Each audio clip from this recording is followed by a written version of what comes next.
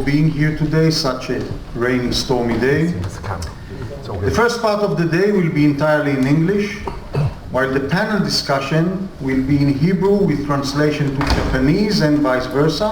Hope all this works. Again, please turn off your mobile phones or switch to silent. Thank you so much. Let's start. Good morning again. My name is Yotam Yakir, General Director of Haifa Museums. This day of symposium is in full partnership and friendship, if I may, with the Embassy of Japan in Israel and the Israel-Japan Friendship Society and Chamber of Commerce. The day marks the 70th anniversary of the diplomatic relationships between Japan and Israel. The seminar is also inspired by the wonderful exhibition here at the Tikotin Museum, Time Tunnel, Japan and the Jews. You'll see it today. Allow me especially to welcome warmly our distinguished guests from Japan, Mr. Akira Kitade and Mr. Jundai Yamada, whom we are all anxious to hear. Thank you for coming.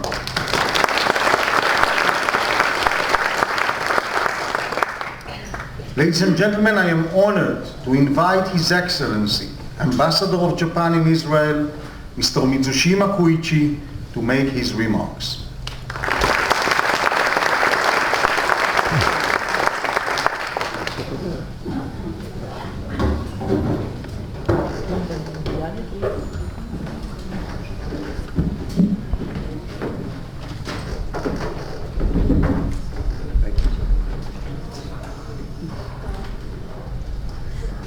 Hi, good morning, Erev Tov.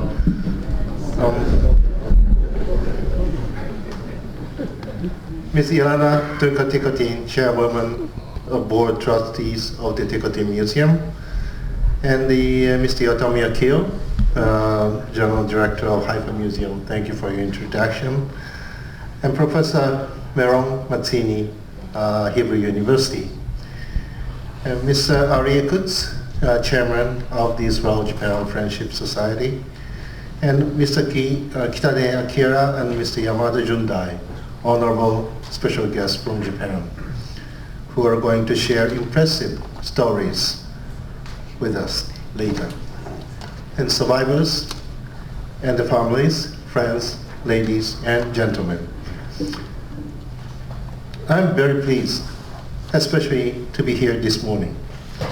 And I am pleasantly surprised to see so many people gathering this morning.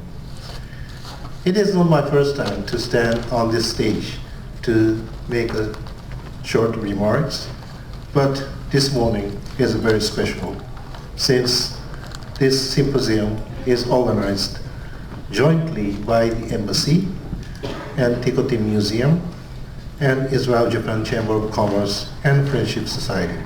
So I would like to welcome all of you as a host of this event. Since last year, we have been celebrating the 70th anniversary of the establishment of the diplomatic relations between Japan and Israel. As we are going to learn today, the friendship between the two peoples has existed longer than these relations between countries. The friendship began even before the independence of Israel. Since I arrived in Israel almost 2 years ago, I have been working to enlighten as many people as possible to become aware of the importance of this special relationship between the two peoples. In that endeavor, I am very proud to be the first Japanese ambassador to Israel to host Zikaron Basaron, a Holocaust memorial salon discussion last April at my residence. A Japanese diplomat, Mr. Chiune Sugihara, Vice Consul in Kaunas, Lithuania, then issued many visas, so-called visas for life, that enabled many Jewish people to escape from the Nazi regime. In that regard, Yad Vashem awarded Mr. Sugihara as Righteous Among the Nations in 1984. In recent years, we have learned that there were other Japanese who played significant roles to relay the business and help refugees complete their hard journeys. I'm very pleased to tell you that we can learn more about those Japanese people today on the occasion of the International Holocaust Memorial Day. Japanese experts, Mr. Kitade and Mr. Yamada, are with us this morning. They came to Israel all the way from Japan in order to share their research findings with us. Mr. Kitade used to work with Mr. Osako, who was in charge of the operation of the ships carrying refugees from Vladivostok to Suruga. Mr. Osako left an album with 7 Jewish refugees, which inspired Mr. Kitade to begin his long journey to find those Jewish survivors. I'm very looking forward to listening to the story of his journey. Mr. Yamada is a well-known actor in his profession. When he was a student, he was inspired by the story of Dr. Kotsuji, who devoted his efforts to supporting the refugees' stay in Japan.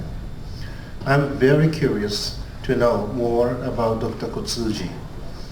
For those who don't know, Dr. Kotsuji was converted to a Jew. Later, his name is Abraham, and rests peacefully now in Jerusalem. So this morning, I understand, as I said, many Sugihara survivors and the descendants. And with all the information that we are going to get today, I hope you, not only you, but also all the attendants today, to visit Japan, just like following the so-called Sugihara route, so that you can see the museums and the Tsuruga port, and you can experience the Japan just as your ancestors, fathers, or your friends lived during World War II. So last but not the least, let me express my deep appreciation to the staff of the Tikotin Museum, the Israel-Japan Chamber of Commerce and Friendship Association, for your great collaboration and the efforts to make this special event successfully realized. I hope it will be a great morning for everybody present here to learn the history of our friendship in the past and nurture new friendship between the Japanese and Jewish people for our next and the future generations. Toda Rabba.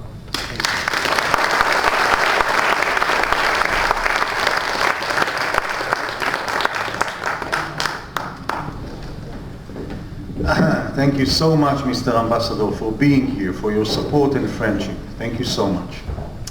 I would like to invite architect Aryeh Kutz, the chairman of the Israel-Japan Friendship Society.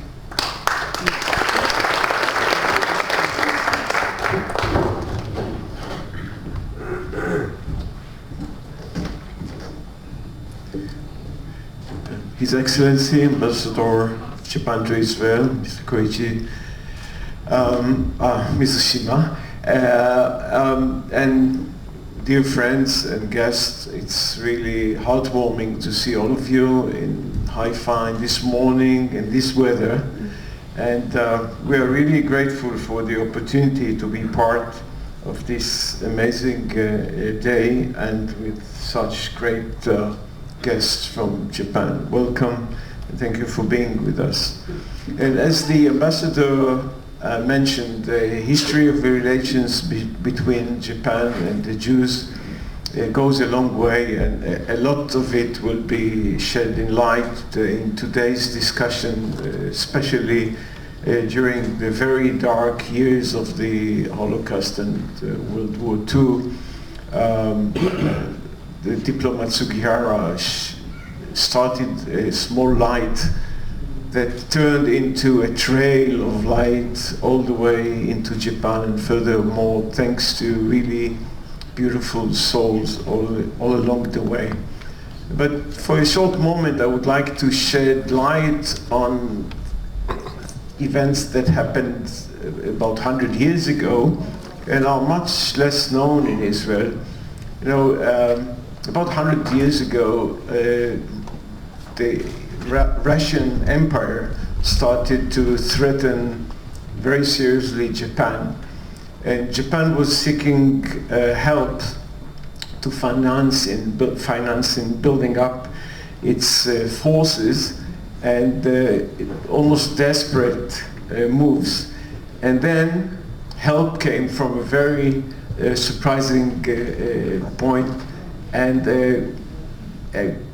community help from Jewish bankers in North America and Europe. Just to name two names, Jacob Schiff from North America and Albert Kahn from Paris, and others helped very seriously to Japan to build her force. And of course it came out of very deep, strong sentiments that Jews felt against Russia dealing badly with the Jews at the era. And this was one of the very impressive points of relations between Jews and Japan. As a result of the same war that Japan won, Joseph Trumpeldor, I'm sure everybody knows, right? Every child knows the name of Joseph Trumpeldor. We're going to celebrate next month a national day in his memory. Joseph Trumpeldor fell as a prisoner of war to the hands of Japan, and researchers and documents show us that his stay in Japan, his and his colleagues, was very pleasant. They had a lot of freedom of organization, and interestingly enough, researchers show us that the days in Japan were very formulative days in Joseph Trumpeldor's history, and made him a Zionist leader in Japan. So Joseph Trumpeldor is a Zionist leader made in Japan in many senses, which is a beautiful and very interesting history. And I'm sure that we are going to hear much more about the Holocaust years from the coming up speakers.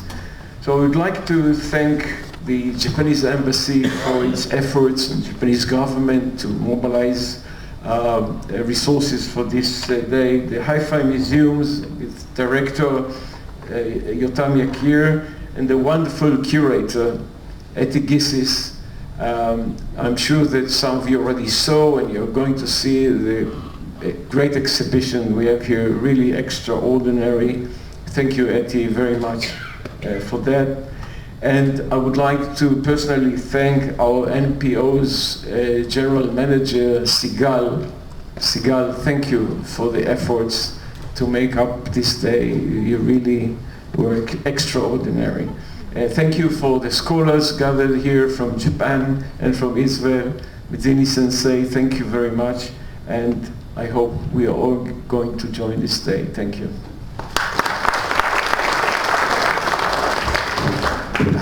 And thank you, Aryeh Kutz, a dear friend of the Tikotin Museum. With your permission, my own short remarks. This seminar is exciting, and we will soon hear about from leading experts about Japan and the Jews, the full story, Japan and the Jews during the Holocaust. You will hear, I am sure, about historical facts, about stories that should have been told, about myth, about debates and disputes. All of the above are, of course, extremely important, but even more important is our ability, in context of the Holocaust International Memorial Day, to remember and not to forget. To hear again and again about the inconceivable conspiracy to destroy the Jewish nation.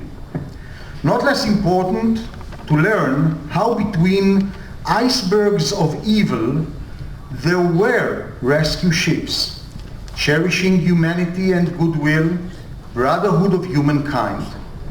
People that did everything in their power to help and to rescue.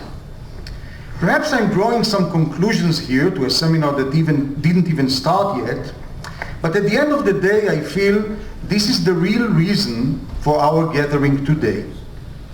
The exhibition here at the Tikotin Museum does the same. It is a unique, rare exhibition by leading Japanese artists creating about the Jewish Holocaust.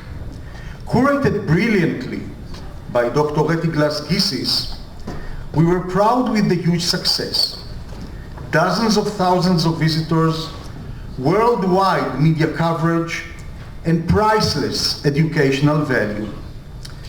On a personal level, my own parents, Lala and Meir Kostiner of blessed memory, were Holocaust survivors from the Transnistria deportation. I know this is what they wished for, to remember and not to forget. Thank you so much for listening.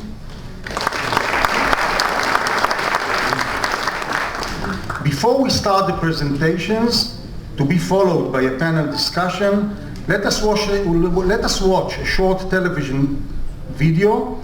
In 2015, Arad Nir, Foreign Affairs News Editor of the Israel well-known Channel 12, was invited by the government of Japan to film a series of TV reports. We are now watching the one that especially touched people's hearts.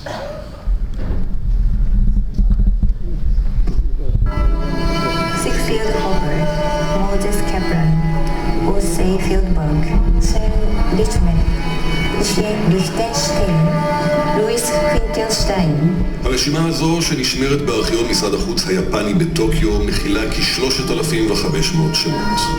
שמות שהיפנים מתקשים להגות בשל היותם שונים כל כך. אחרים, זרים לאוזן שלא מורגלת בצלילים היהודיים האופייניים למזרח אירופה.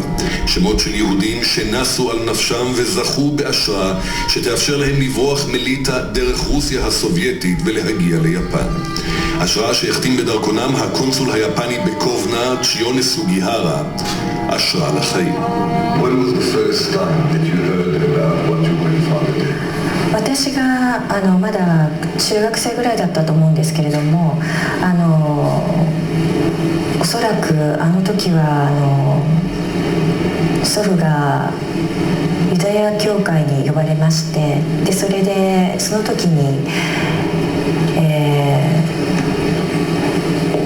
祖父と一緒に皆さんとお会いした時に私はそのことを初めて知ったんだと思います。מי שניצלה בזכות סוגיהרה היא נינה אדמוני שהגיעה מליטה ליפן בזכות הוויזות שהנפיק לאימה יהודית ורטנס, הנה כאן ויזה מספר 577, ולאביה יעקב ורטנס. נינה אדמוני, היום כשאנחנו יושבים כאן בביתו של ראש המוסד לשעבר, מהו ומיהו סוגיהרה עבורך? סוגיהרה בשבילי זה בן אדם שהציל אותי ואת ההורים שלי. לא הייתי יושבת מולך ומדברת איתך, לא סוגיהרה. בזכות סוגיהרה ניצלת מהשואה. יחד עם, כמובן הייתי ילדה קטנה, יחד עם ההורים. Simple סוגיהרה, and the acting Japanese concept. סרט עלילתי אודות פועלו של הדיפלומט היפני שהציל יהודים מהשמדה יצא בתחילת השנה לאקרנים ביפן וזכה להצלחה רבה. הסרט הוא חלק ממסע טיהור שמו של סוגיהרה שפוטר בבושת פנים ממשרד החוץ היפני ונושל מכל זכויותיו, משום שאת האשרות הנפיק לאלפי היהודים שצברו על פתח הקונסוליה בניגוד להנחיות המפורשות שקיבל מהממונים עליו בטוקיו. הם הורו לו להתעלם מהבקשות. תודה,それはありえないんだけれども、目の前にいるユダヤ人の人たちがビザを求めて、でしかも自分の領事館の柵の目の前にいるユダヤの人たちを絶対にそれはもう彼は見逃すことができない。僕の中にはすごくこの映画を作る一番の中心の動機ということになったかと思います。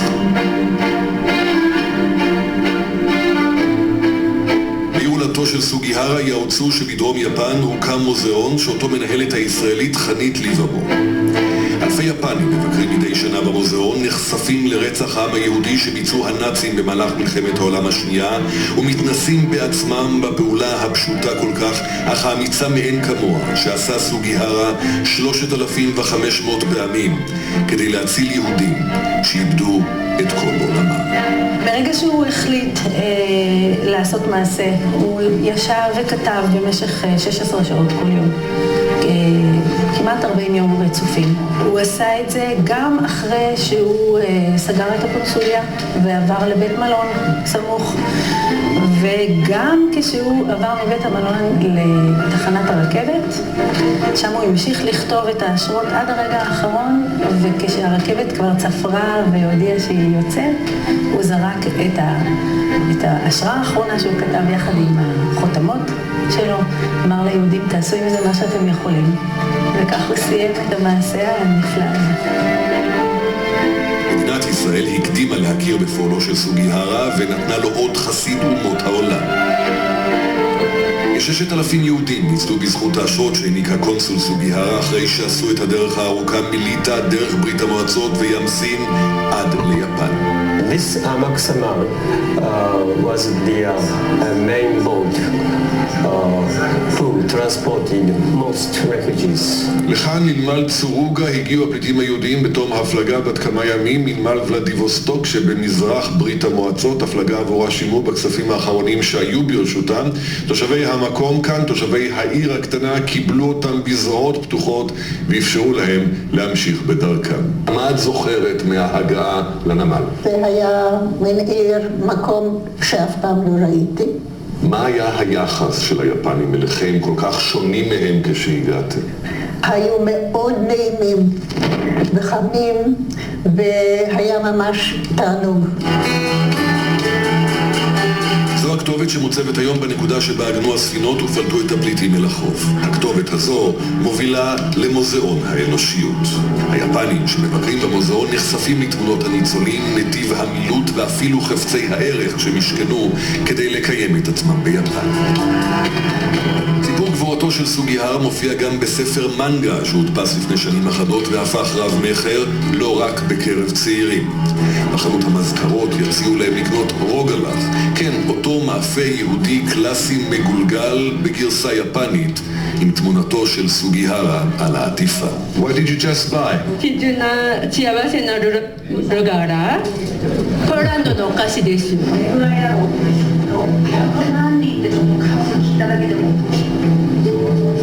שואת היהודים לא מופיעה בספרי הלימוד ביפן. תלמידי בית הספר הזה בטוקיו ילמדו על רצח העם הגדול שביצעו הנאצים ביהודים בזמן שהם נלחמו לצידם באסיה ובאוקיינוס השקט בשיעור השלמה שעוסק במזוודה של חנה.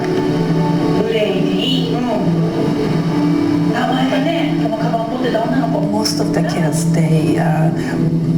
with our presentations, they learn about the Holocaust for the very first time.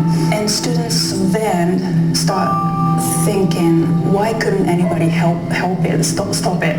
And why was Hitler, why did he have such support? ובארכיון משרד החוץ בטוקיו בזכות הצילומים לכתבה הזו רואה נכדתו של סוגיהרה שעומדת היום מראש קרן להנצחת פועלו. היא רואה בפעם הראשונה את המסמכים המקוריים האלה שהשאיר סבה. את רשימות הניצולים של סוגיהרה שלפי הערכות העמידו בסופו של דבר 40,000 צאצאים. שינדלר היפני מכנים את סוגיהרה בשל רשימות הניצולים שערך, אלא שלהבדיל מהתעשיין אוסקר שינדלר שהציל את מי ששלחו הנאצים לעבוד עבורו, סוגיהרה הציל את היהודים ללא כל תמורה אישית.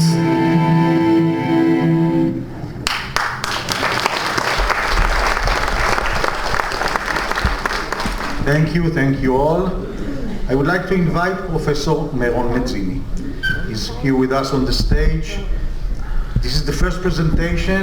Professor Mezzini, thank you so much for making the efforts to come and to be here with us. Thank you. Thank you very much. Thank you very much, Mr. Chairman, Excellency, the Ambassador of Japan, my friend Aryeh Kutz, director of the museums, colleagues, friends, curators, ladies and gentlemen. I didn't make that much of an effort. I came from Jerusalem. Some people feel that Jerusalem may be not exactly part of where we are, but here I am. And I am delighted to be here, and the task that was accorded to me was to provide a background for the policy of Japan towards the Jews, specifically during the Holocaust. And I will do so, since I have about, 15 minutes, I will do so in a telegraphic fashion and try and explain what basically took place. Now, during the Second World War, 5 countries were involved in rescuing, helping, providing assistance to Jews. 4 of them Europe, 1 in Asia. The European countries were Spain, Denmark, Sweden, and Bulgaria. The Asian country was Japan. This is the first point.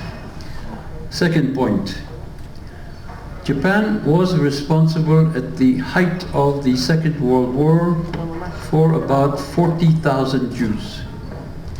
At least 27,000 of them lived in Shanghai. There were several hundreds in the home islands. There were several thousands in Manchuria, and then in territories occupied by Japan at the beginning of the Second World, the Pacific War, specifically Hong Kong, Philippines, Malaya, Singapore, Burma, and Indonesia. Third point, Japan was formerly an ally of Nazi Germany and Fascist Italy. Although the military collaboration, and in fact any other collaboration, was minimal. But Japan signed on September 27, 1940, the Axis Treaty. Japan, however, told the Germans on more than one occasion, either in Berlin or in Tokyo, we do not accept your ideological position regarding Jews. This is something that doesn't concern us, and therefore in no place are we going to be involved in what you're doing towards what eventually became known as the final solution.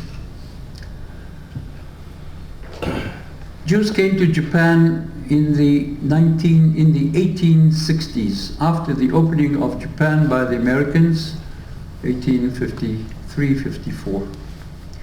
The first Jewish community was in Nagasaki, mostly Russian Jews, and that community existed until about 1921-22. It had to, it disappeared predominantly because of the Russo-Japanese War of 1904-1905. The Jews, most of them being Russians, became actually enemy aliens. And therefore the community dwindled, and by 1921-22 they sold the synagogue, and the community basically dispersed. The second Jewish community of note was in Yokohama from about 1859.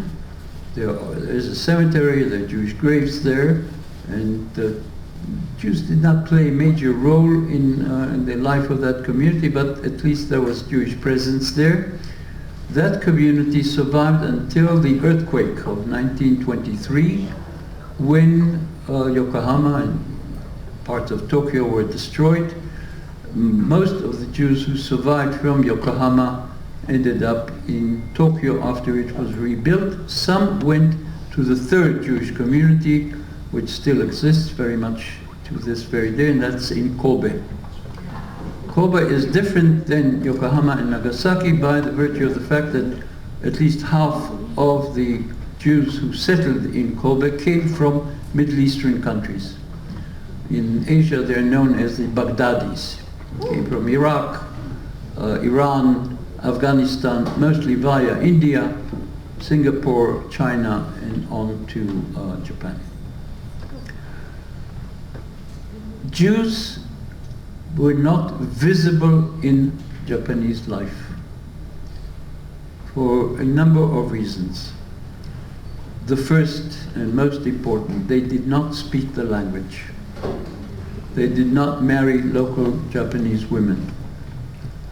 They were considered by the Japanese people as part of the foreigners community. Gaiji, they were foreigners.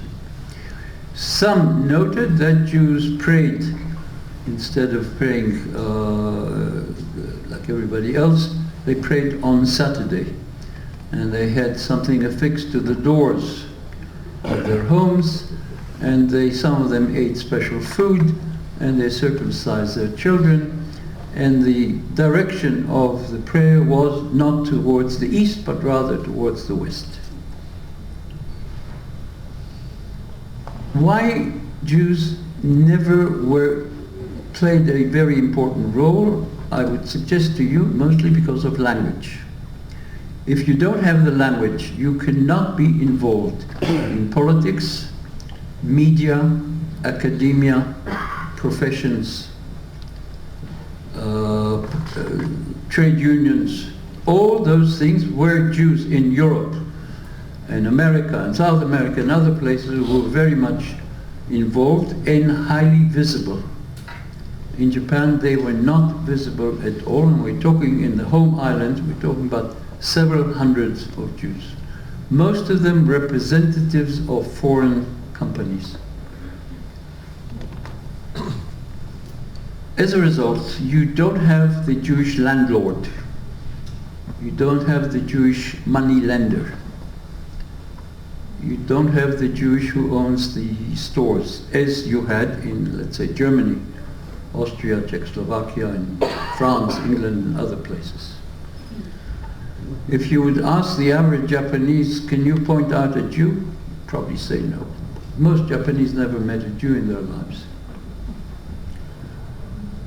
Japan encountered the Jewish world, I would say even Jewish power, during the Russo-Japanese War of 1904-1905, alluded to by Aryakuts.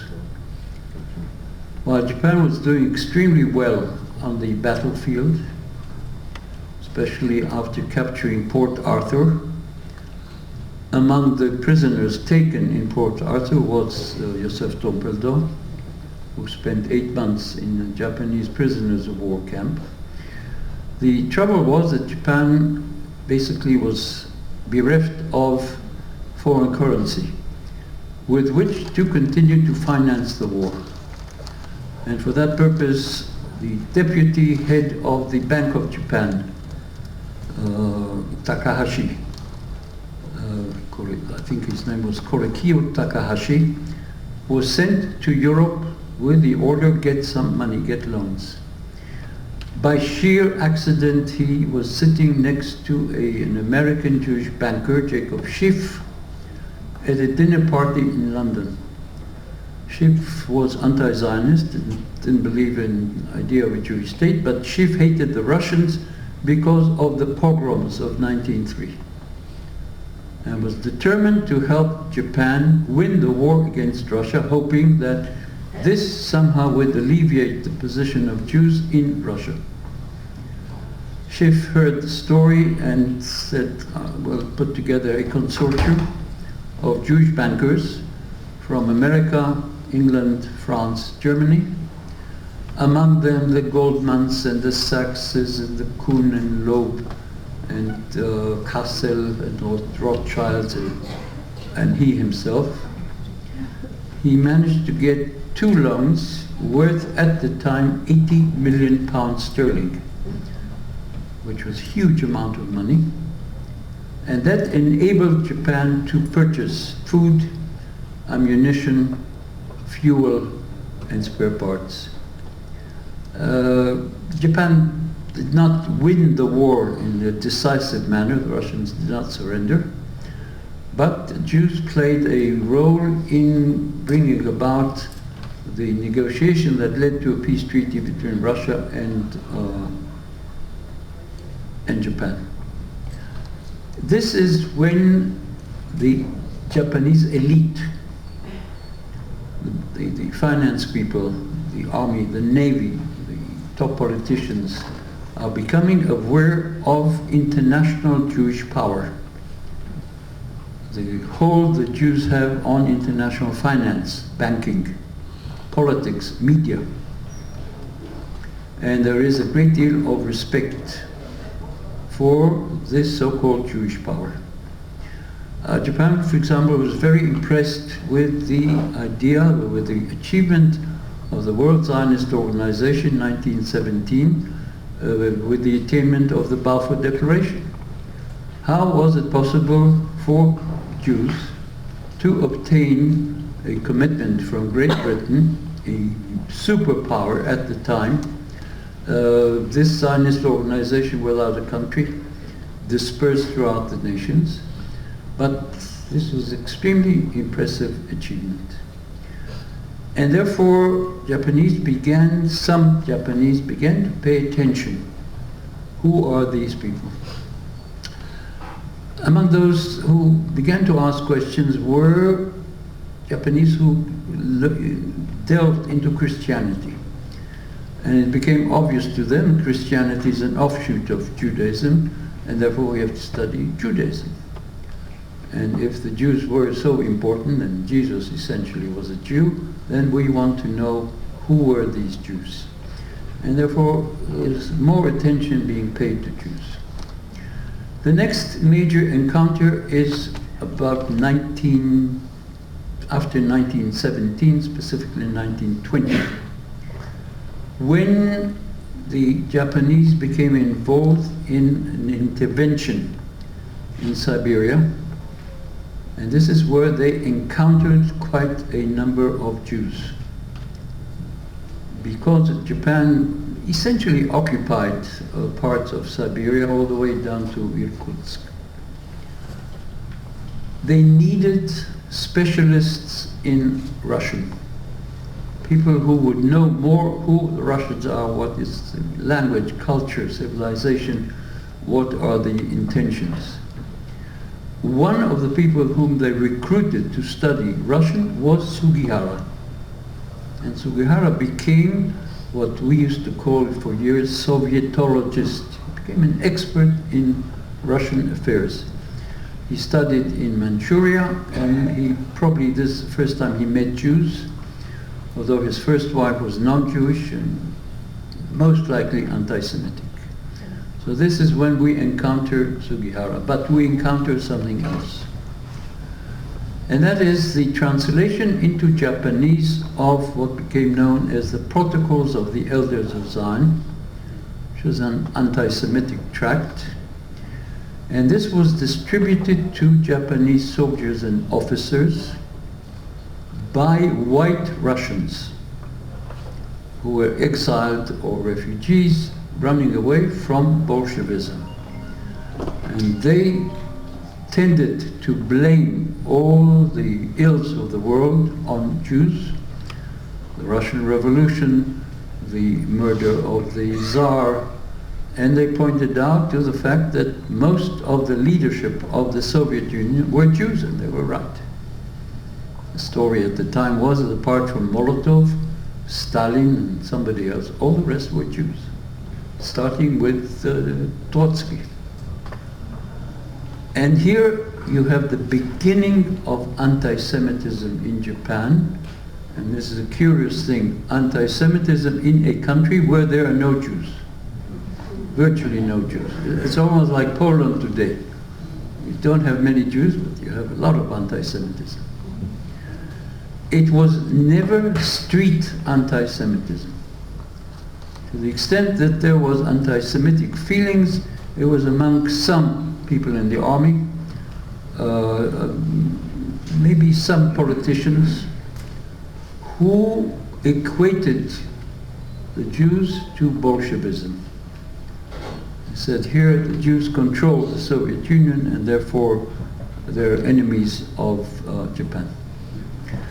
The next point is Japan encounters Jewish refugees. Until the mid-1930s, very few Jews ever thought of settling in Japan. Faraway country, you needed a visa. It was much easier to go to China, to Shanghai, where you did not need a visa.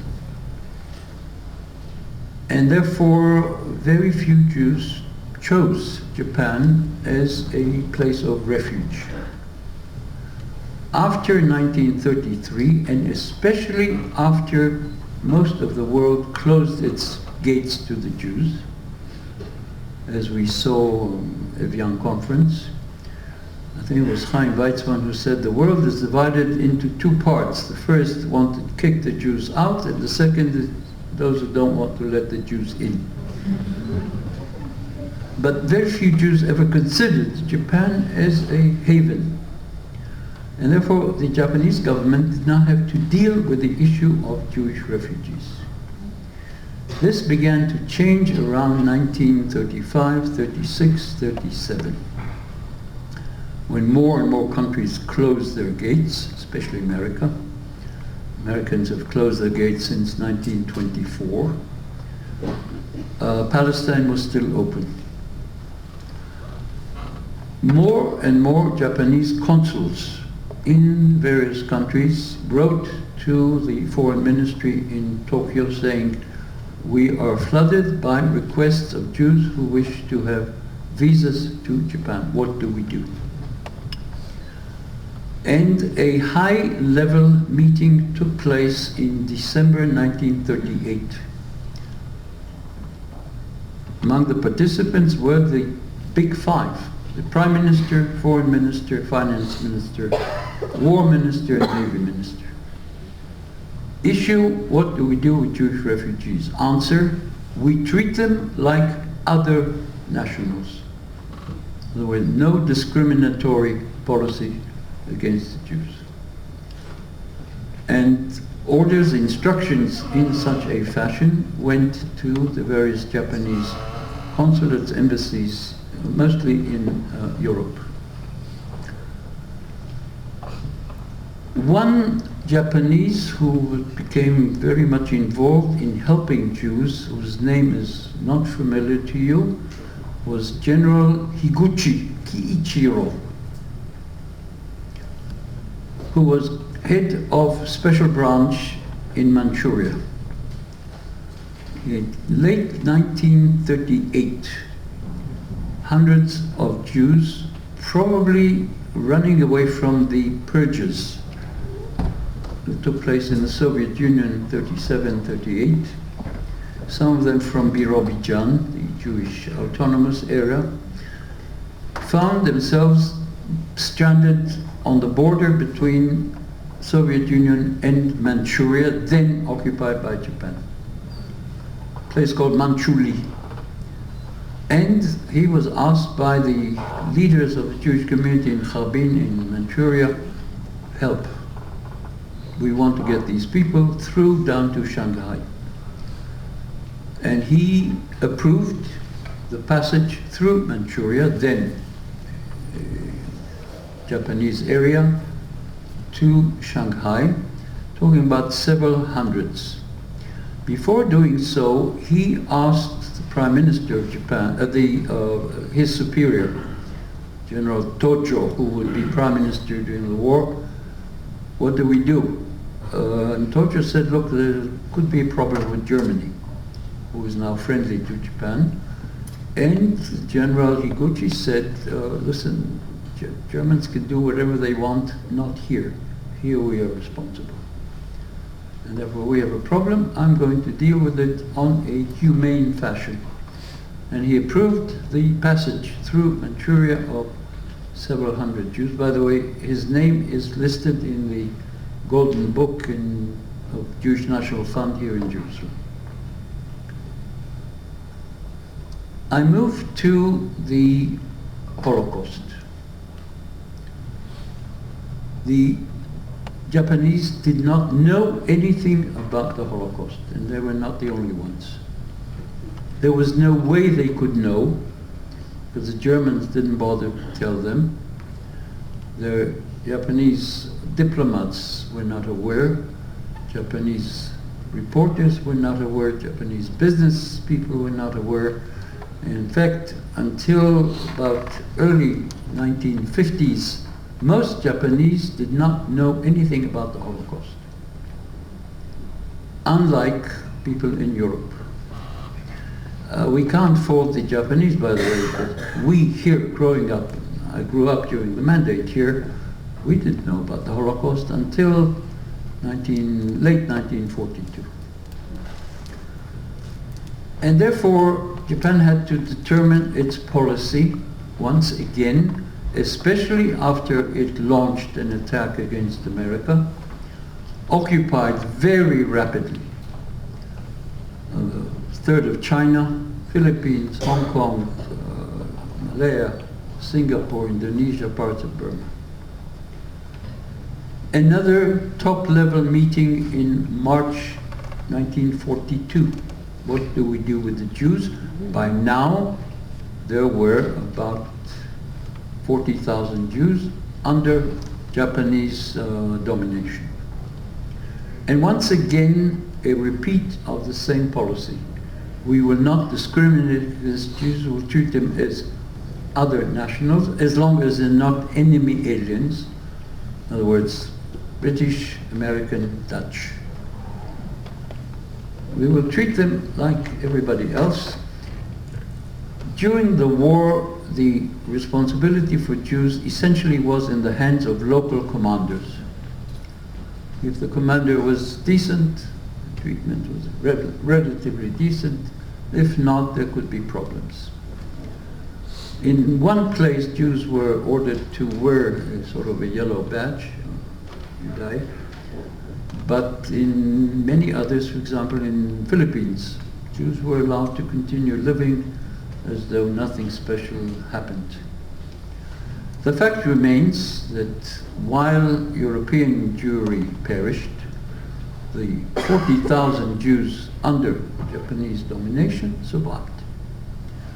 Those who died, several scores, either illnesses, old age, in some cases hunger, in one case bombing by the American Air Force of a radio station in Shanghai. Even in Shanghai, the Japanese decided to put German, Austrian and Czech Jews in a special designated area, sort of a ghetto, called Hongqiu, where Nina Admoni found herself living. If I have 3 more minutes, a few words about Sugihara. There are quite a few myths about Sugihara. Essentially, he was an intelligence officer. He was not an ordinary diplomat. He was sent to Kaunas, to Kovna, in Lithuania, in the summer of 1939, and his instructions were, you are to report to us about the intentions of the Russians and the Germans. Are they going to abide by a treaty they signed or not? He did not encounter specifically Jews. What happened was, one day, several hundred Jews lined up his consulate outside the gates of his consulate. What they want? They wanted transit visas to Japan on their way to Curaçao and Suriname.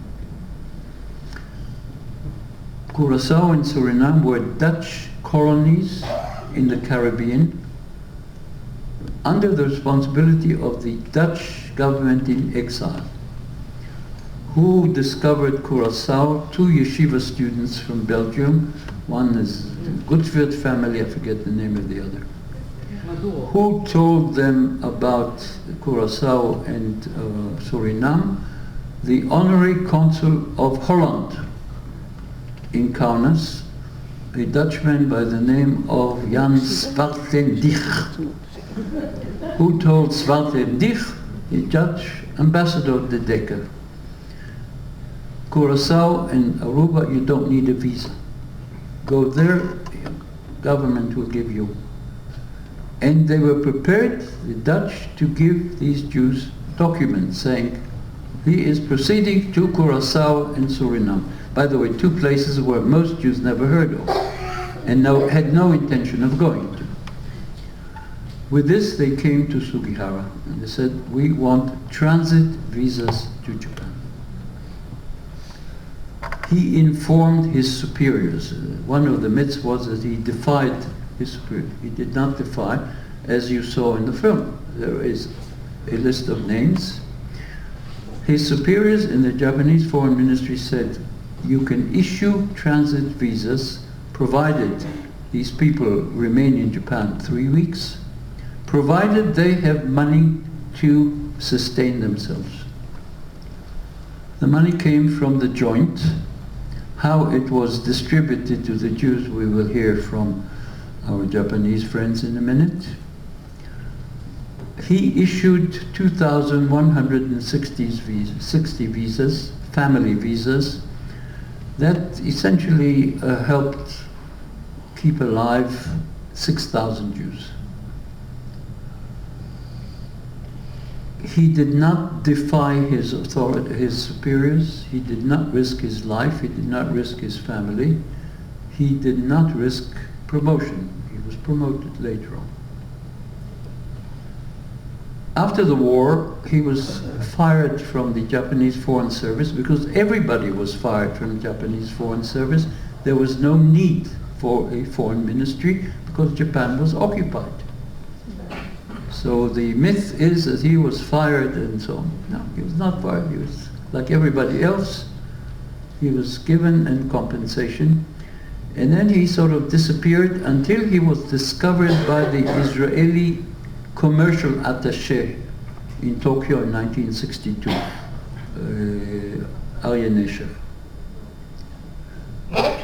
One of the people who was involved with him, Zer Varhavtig, whom many of you remember as signer of the Declaration of Independence, Minister Herodovus, Varhavtig invited him to come here. He came here and he met Prime Minister Eshkol. At the time I was Eshkol's spokesman, so I met Sugihara, shook his hand, was not aware of what happened.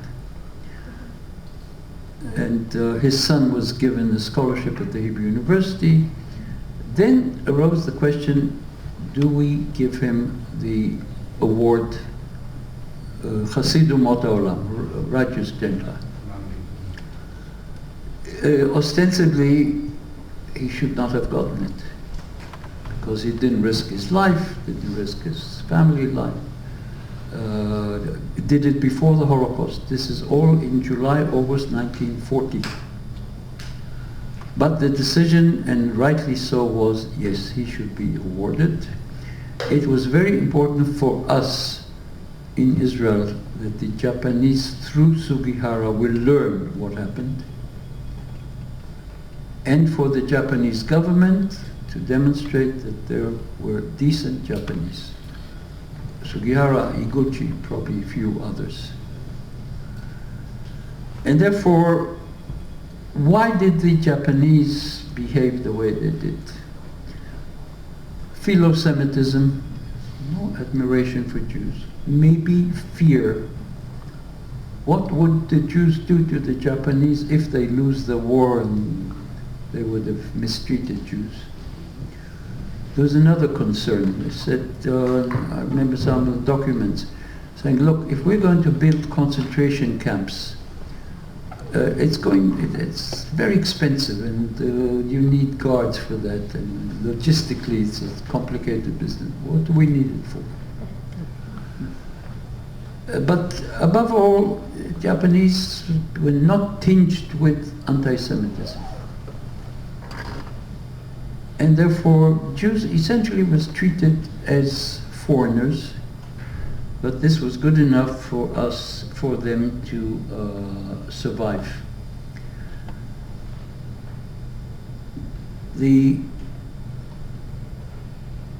exhibition here, a film about Sugihara, is extremely important for us because after the war, especially after the publication of the diaries of Anna Frank, and later on the Eichmann trial, which was covered by quite a few Japanese reporters who came to Jerusalem, and because of the trial, were able to explain to their readers the need for a Jewish state.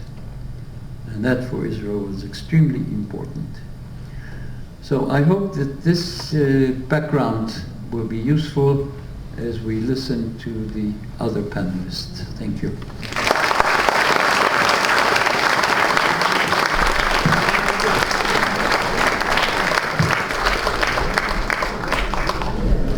Thank you, Professor Mezzini, so much. Please remain on the stage. I'm sure many questions will be asked during the panel. I would like to invite our next speaker, the author Akira Kitade from Japan. We saw you briefly on the video. Mr. Kitade, please join us.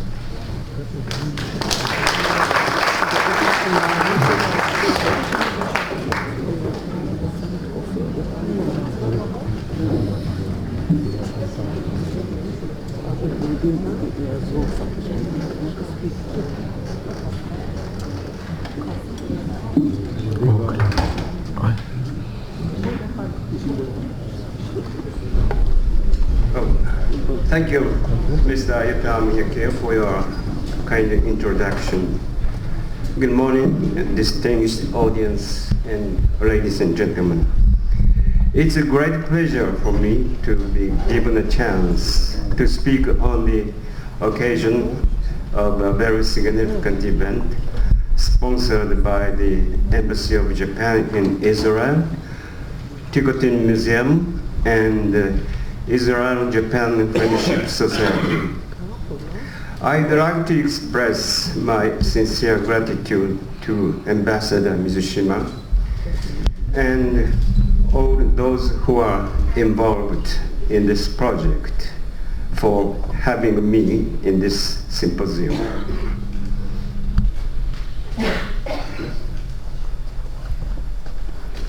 How can I proceed?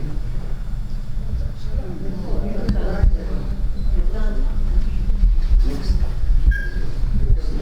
Yeah, it doesn't.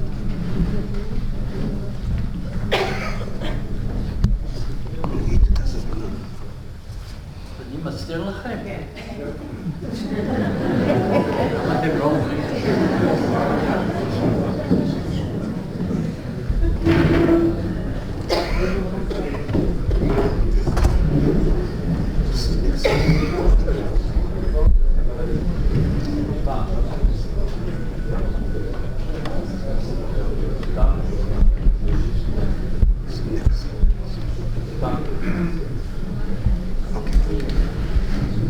So to begin with, I would like to make it clear that I'm not a specialist of Sugihara studies, who is said to have saved thousands of Jews. But my primary subject is how these Jewish refugees reached Japan. It all began when I saw this photo album, which used to belong to my former boss, named Tatsuo Osako. It was in 1988.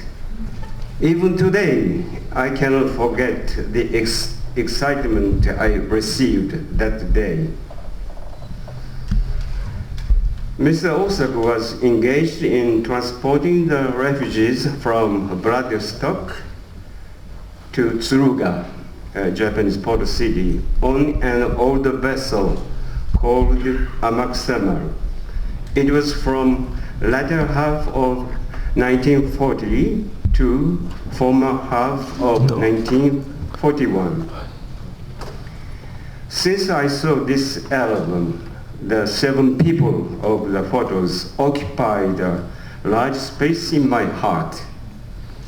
I was amazed that they would give Mr. Osako photos of themselves, each portrait doubtless a precious possession. Now, I'd like to show you these photos one by one. Each carries a handwritten message on the back. Of the 7, this is the only photo of a man. Her handwritten message is in Norwegian. In this photo, the message was indeed written in Bulgarian, and it said, "From Henny for my memories."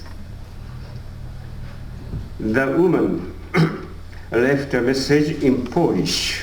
It includes a date which may read October 2nd, 1940. There's no name signed. This woman's message says, "Remember me," in Polish too. She added, "To the nice Japanese person," showing her gratitude toward Mr. Osako. This message is written neatly in French. This woman is the only one who references the Amaksa Maru by name. 20 years after my encounter with Osako album, I decided to visit the United States to trace their footsteps. In September 2010, I met these 8 people who are Sugihara survivors, still alive at that time. This is Mrs. Edith Heyman, who was working as a volunteer guide at the Houston Holocaust Museum. She said, "I was only 3 years old when we arrived in the States and remember nothing about those days." This is Mr. Samuel Maskey, who was living in the suburbs of Boston. He said, "I am now suffering from cancer, but I'm not afraid of dying at home. I will be 90 next month. This is the life that was saved by Mr. Sugihara." In June 2011, he passed away. He was survived by his son, Charles, who is the professor at the Northwestern University in Chicago. Professor Charles Maskey was nominated for the Nobel Prize in Economics in 2015. This is Dr. Sylvia Smoller, who lives in New York now. She's well known in Japan among the researchers of Sugihara visas, for she generously donated her father's passport to the town of Yaozu, where Mr. Sugihara was from.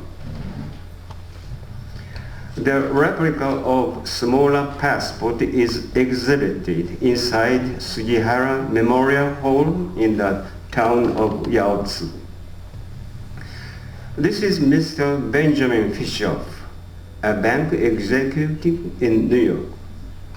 During our interview, he showed me this picture very proudly and said, 5 sons, 28 grandchildren, and well, I don't remember how many great-grandchildren. Sorry. In conclusion, during my visit to the United States, I was not successful in identifying any one of the 7 people in the album. However, at last, this woman was the first to be identified in April 2014. 4 years had already passed since I started to trace their footsteps. She was Zosia Gertler before she fled from Poland and became Sonia Reed after she got married in the United States. She was blessed with 3 children, and furthermore, she was lucky enough to have a chance to come to Japan with her husband in 1979. The woman who had left a message in German was identified as Antonina Altsura in July 2015. After she came to the United States in 1949, she worked as a librarian at the University of California, Los Angeles. In 1994, she closed her life of 75 years in the loneliness, buried in a Christian cemetery for some reason which is not clear. He was identified in September 2015 as Nissim Segarov from Bulgaria. After he came to the United States, he changed his name to Nicholas Sargent. He became a world-famous backgammon player, but there was a rumor that in 1980s he was back in Europe and began to haunt the Palace Hotel in Gstaad in Switzerland as a hustler to earn a daily life. This woman was identified in September 2015 as Vera Haran from Norway. She turned out to be non-Jewish. Because she was not Jewish, she could have been a victim of the Lebensborn program initiated by Nazis after Norway was occupied by Germany in April 1940. But she was lucky because her mother was wisely decided to let her escape from Norway, and she was able to come to Japan, being assisted by Mr. Osako on Amakusama. On arriving at Tsuruga, she went on to Yokohama, where she boarded a Japanese luxury boat called Tatsutamaru.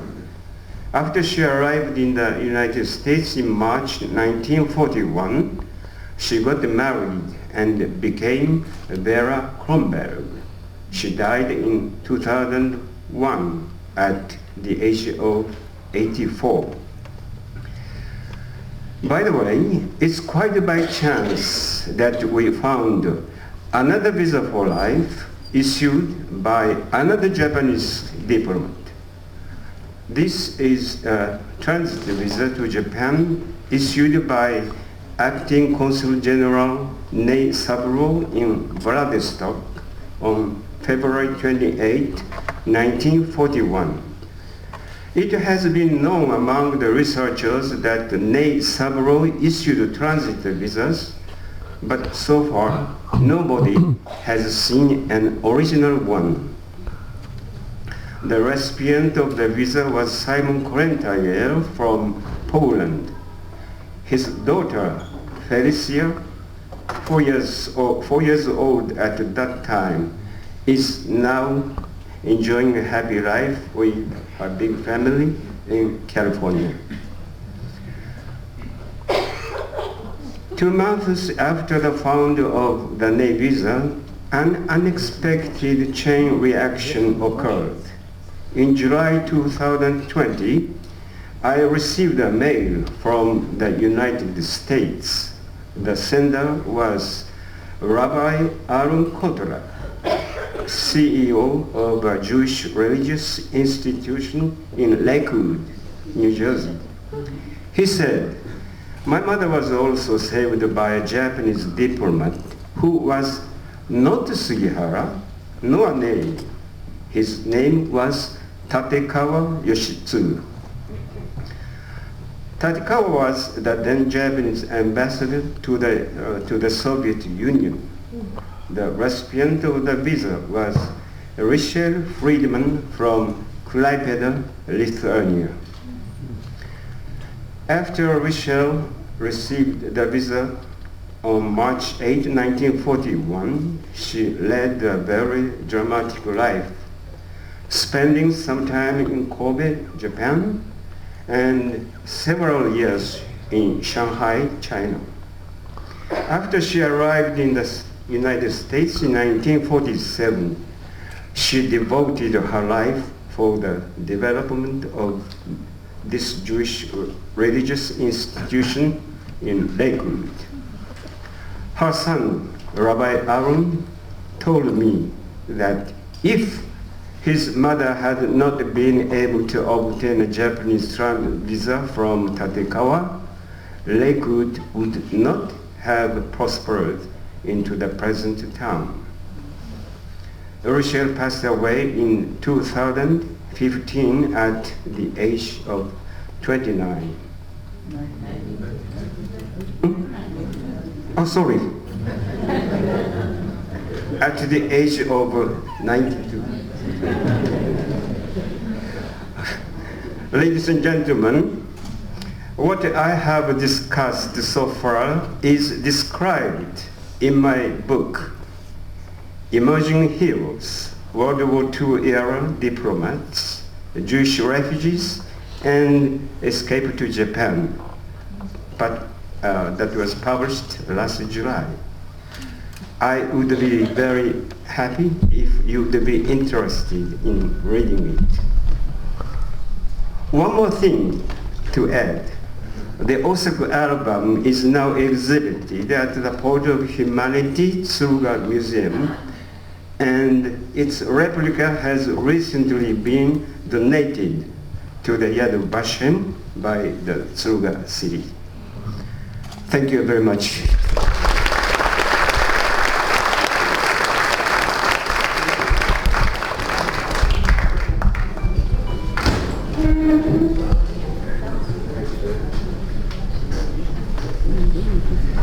Thank you, Mr.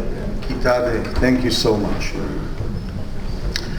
Would like to invite our next speaker, the author and the actor, Mr. Jundai Yamada, to address us. Mr. Yamada.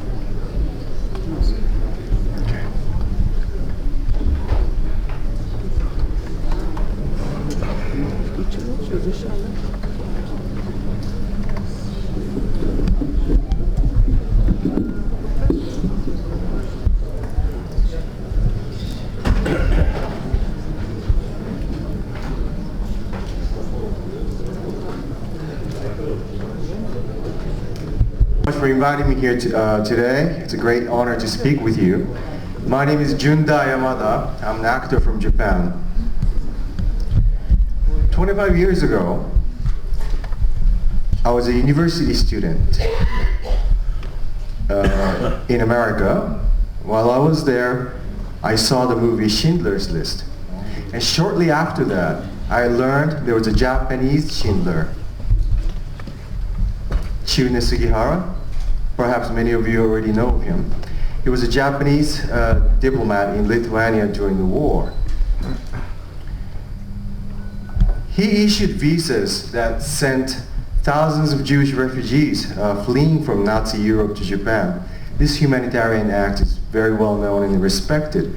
But learning more about Sugihara created many questions for me.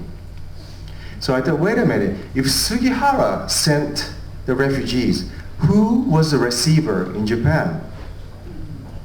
Japan and Nazi Germany were allies at that time. During that terrible period, who was in Japan to reach out, help, and protect the fleeing Jewish refugees? The life-saving visas Sugihara issued were transit visas. And they were only good for about 10 days.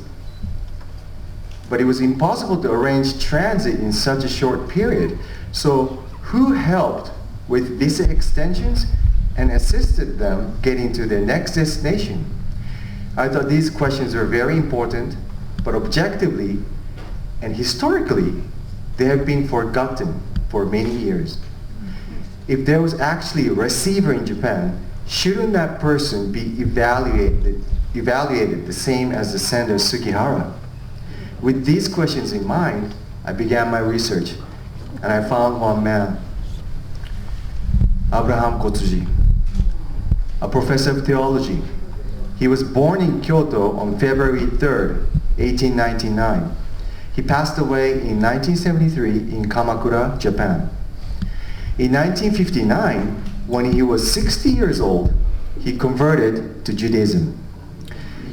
He was one of the first Japanese to do so. During the war in Japan, he's probably the only one who had knowledge of the traditions, customs, and language of the Jewish refugees. But more importantly, he deeply understood their plight. He had a very important role in the Jewish refugee community in Kobe, not only in assisting them with their visa extensions, but also in helping them with problems facing their everyday lives through cultural differences.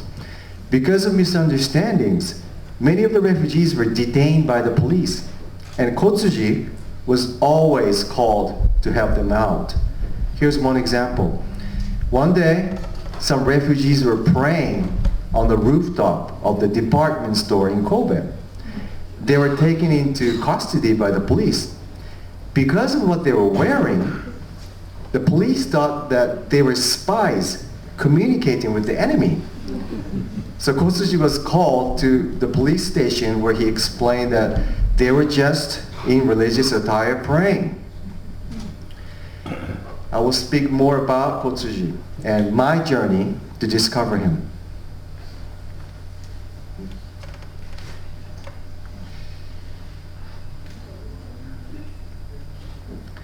I wanted to capture his true essence, but at that time, even on the internet, there was little information and hardly any pictures.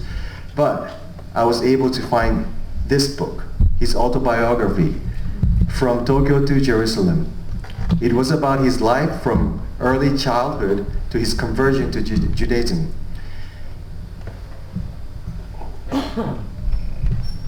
Judaism. It was written in English and published in America in 1964 and a second edition in 1975.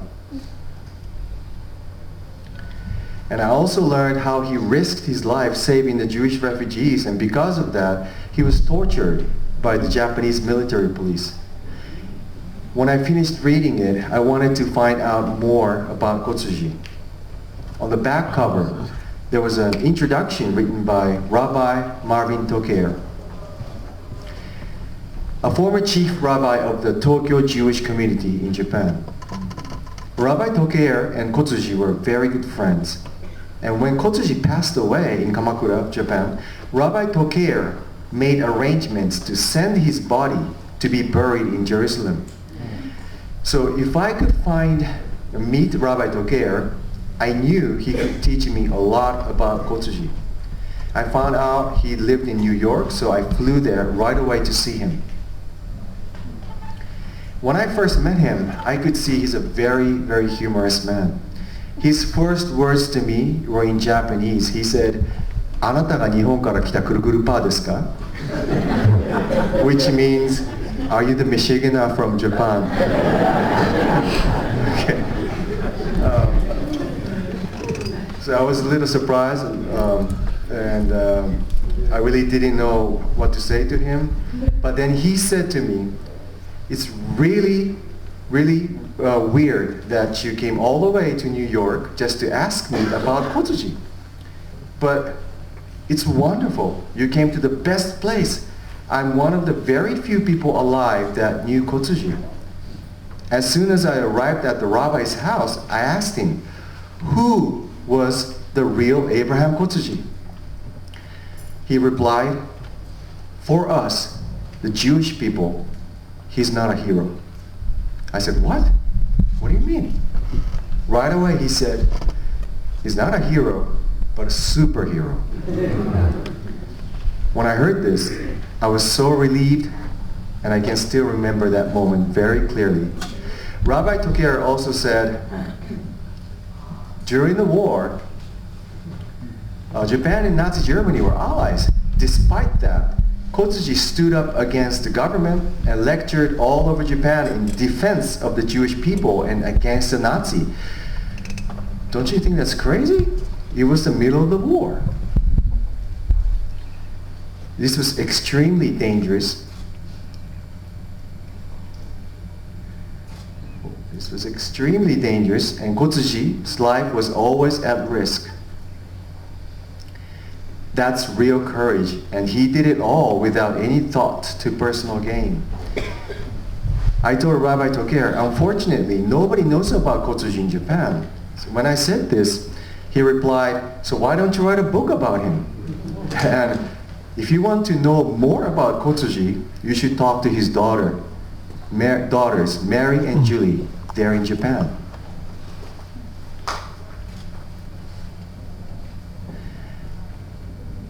I was able to contact them and learn more about their father and their family history.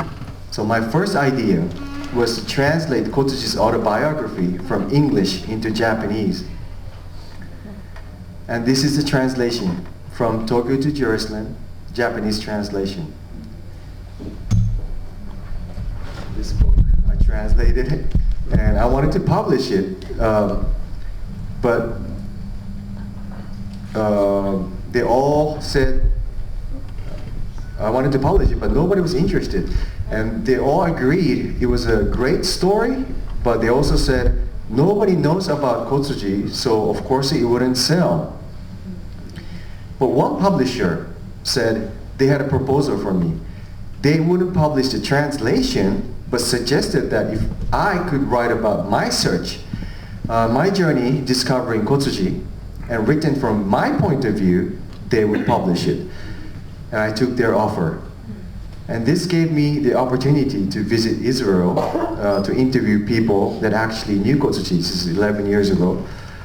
And I came to Israel 11 years ago, and I was able to visit many places.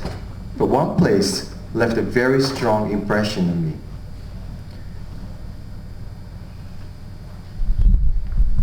Mary Shiva.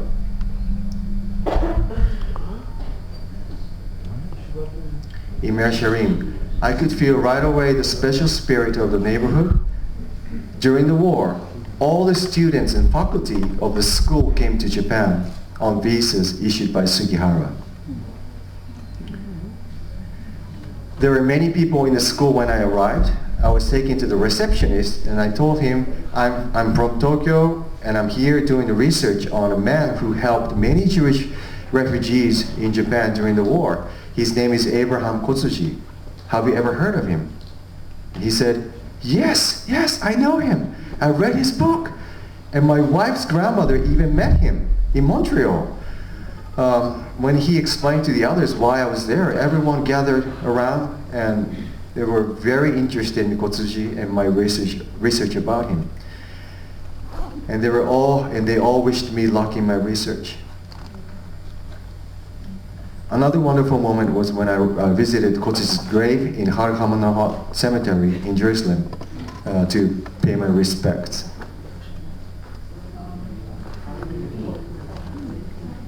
My short stay in Israel was such an experience, and all of the encounters there were so helpful for my research. And finally, this book was published. This is it's called The Man Who Relayed the Pieces of Life, my book. And it was finally published in 2013. It's a great book, but it's only written in Japanese. So one day I'd like to translate it in English. Okay, in the last few years, I'm often asked this question: do you have any official papers to prove that Kotsuji actually risked his life to save Jewish people in Japan? During the war, I think anybody that opposed the Japanese military government was risking their life, and much of the documented proof was either destroyed or lost. But yes, I believe I do. I would like to share a few of these with you. Here are several newspaper clippings of testimonials from people that knew Kotsuji during the war. I feel this proves he was in danger while trying to serve the refugees. In this article by D. Sofer, he writes about Kotsuji's very first visit to Israel. This was after the war.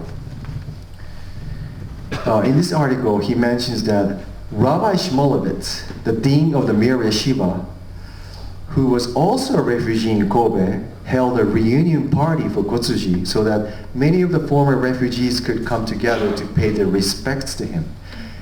It was a very moving moment for everyone there. In this article, Rabbi Shmulevitz is quoted as saying, "We will never forget what you did for us when we were in Japan, nor how you risked your life to save us."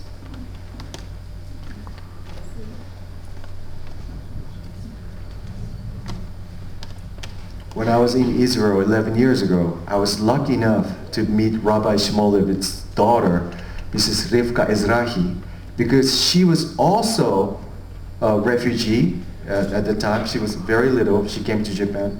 And also because she was also at the party, she remembered her father's speech. She was really excited to tell me about it.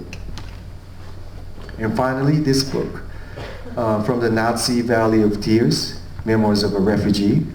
It was published in 1944 in Montreal and was written by Rabbi Hirschsprung, who was one of the refugees that came to Japan. With the help of Kotsuji, he was able to escape to Canada. In Canada, Rabbi Hirschsprung heard that Kotsuji had been murdered. I would like to read that part to you. After my arrival to Canada in the last days of the war, I was informed. Sorry, this is Rabbi Hirschsprung. This is the book. After my arrival to Canada in the last days of the war, I was informed by a local newspaper that Professor Kotsuji was assassinated. I reckon the conspiracy may be plotted by Nazis or Japanese military authorities.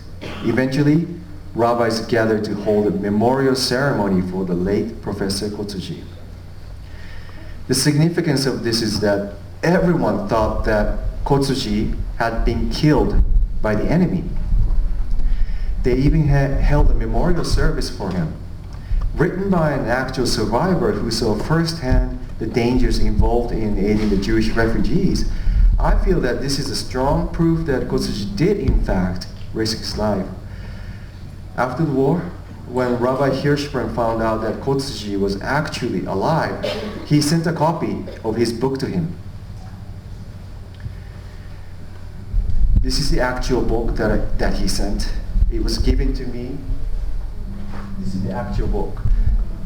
and it was given to me by Kotsuji's daughters.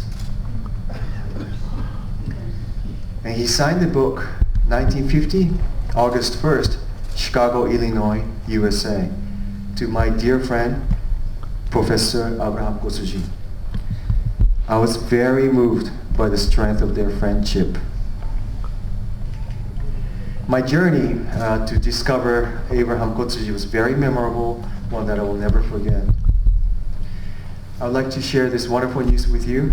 Last year, Kotsuji was recognized by the former Knesset member, Mr. Tsubihauser, with a certificate of appreciation. It was presented to his daughter, Mary, who was very happy that her father was finally received official recognition of his humanitarian efforts. I was also very happy for her, and it gave me a sense of fulfillment. In closing, I'd like to leave you with this quote by Rabbi Toker. In a few days, I will visit Kamakura again. This time, as every time, as I walk those narrow paths, the memory of this great man who bridged two extremes of Asia, Israel and Japan, will come to mind.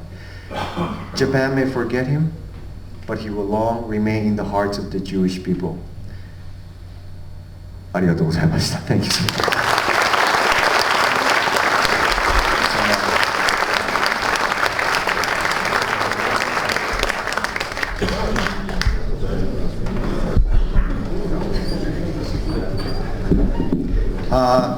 Thank you.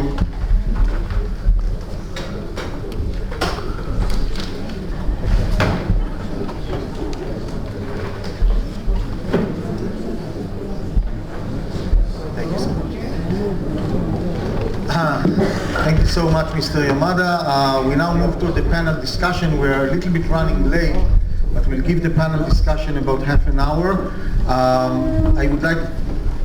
We have on the stage Professor Mezzini, we have on the stage Mr. Yamada. I would like to call back to the stage Mr. Kitade, also the curator of the Tikotin Museum, Dr. Eti Glass-Disis, and the translator Lihi Kimura. Please take your seats.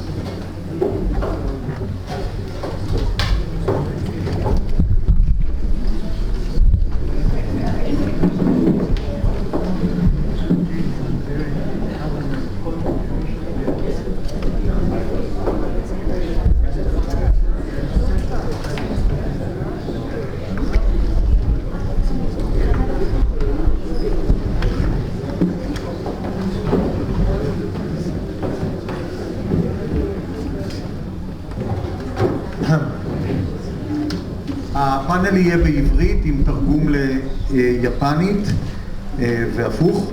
האורחים מיפן ישיבו לשאלות בשפתם, אנחנו כמובן נתרגם. נאפשר עוד מעט גם שאלות מהקהל כמה שנספיק. אני אעשה סבב אחד של שאלות זריז לכל אחד משתתפי הפאנל, ואחר כך נפתח את זה לשאלות מהקהל. אולי בבקשה פרופסור מצזיני תפתח אתה בכמה אולי נקודות הבהרה שהיה לך חשוב לומר. שלום לכולם. תנו לי 5 דקות לשים פה את הדברים באיזשהו קונטקסט. פולין נכבשה על ידי נאצים ספטמבר 39, עשרות אלפי יהודים ברחו למדינה השכנה ליטא. ביניהם מנחם בגין ואחרים. הרוסים השתלטו על ליטא במסגרת ההסכם שהם חתמו עם הנאצים. אחד הדברים הראשונים שהרוסים עשו היה לסגור, להפסיק כל פעילות ציונית אחרת. כתוצאה מזה בגין נשלח לסיביר. באותו זמן גדל בקובנה ילד קטן יהודי ששרד את השואה, קראו לו אהרון ברק. מוכר לכם. סוגיהרה הנפיק עשרות מעבר, טרנזיט. והתנאי היה, לכל אחד שמקבל את האשרה, או כל משפחה, יהיו אמצעים, או 200 או 250 ין, כדי להחזיק אותם ביפן 3 שבועות, משהו כזה. ומי שילם? יהודי אמריקה כרגיל, הג'וינט. נותרה השאלה הבאה, אחרי שהוויזות התקבלו, איך מוציאים אותם משם? הדרך היחידה להביא אותם לסיביר, באמצעות מסילת הברזל הטרנס-סיבירית. הלך ורהפטיג, שהיה מראשי המזרחי וראשי הפעילים, דיבר עם ראש ממשלת ליטא, קלובקי, אמר לו, תעשה לי טובה, תסדר עם הרוסים, שאפשר להוציא את היהודים שקיבלו את אשרות מעבר לסיביר. הרוסים שאלו שאלה מאוד פשוטה, מי משלם? אמרו להם יהודי אמריקה, בסדר. $200 על הכרטיס, תחשבו היום, במונחים של היום, זה אלפי דולרים. הגיעו היהודים לנמל ולדיווסטוק, הרוסים דרשו שיראו שוב שיש לנו אשרה ליפן. שאלה עכשיו היא איך מביאים אותם ליפן. פעם בשבוע יש מעבורת, המקוזה מרו. נוסעת מולדיווסטוק לנמל היפני צורוגה. היהודים צריכים שיהיה להם 250 ין להראות לפקיד ההגירה היפני שיש להם אמצעים לחיות ביפן לפי אשרת המעבר שלהם. איך מביאים להם את הכסף? הג'וינט באמריקה העביר כסף לחברת הנסיעות תומאס קוק, אלו העבירו את הכסף לחברה יפנית JTB, Japan Travel Bureau, אלו העבירו לפקיד שעליו דיבר קיטאדה.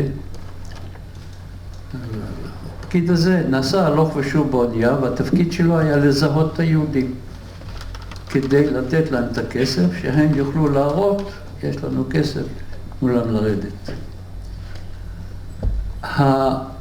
מגיעים לצורוגה, הם יורדים, בצורוגה מחכים להם גם נציגי קהילת קובה. כדי להגיד לשלטונות היפנים, הם לא נשארים כאן, הם לא נמצאים לטוקיו, הם לא נמצאים ליוקמה, נמצאים לקובה אלינו, אנחנו אחראים. הגיעו לקובה, שם טיפל בהם הכומר אוצוג'י, עליו הוא דיבר, והגיעו להבנות עם המשטרה המקומית בקובה. הקהילה היהודית בקובה הם עלינו, אנחנו נדאג להם. וזה כלל ישיבת מיר, המורים והתלמידים.